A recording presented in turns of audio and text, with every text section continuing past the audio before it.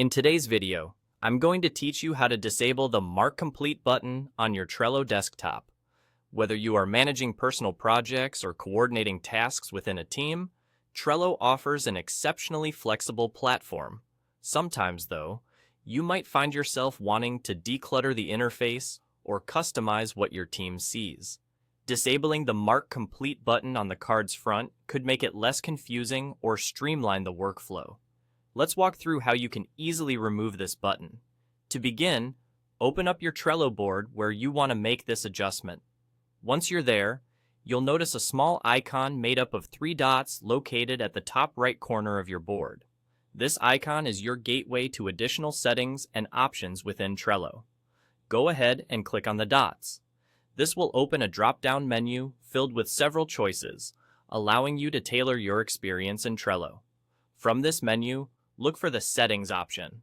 Selecting Settings will present you with a variety of configurations you can tweak on your board. Now, within the Settings menu, you want to focus your attention on the option labeled Show Complete Status on Card Front. This option is responsible for displaying the Mark Complete button, which appears on the front of the cards. To disable this feature, simply uncheck this setting. By unchecking it, you're effectively removing the Mark Complete button from the card front view. It's a small change, but it can have a big impact on how you navigate and manage your tasks in Trello. And there you go. That's all it takes.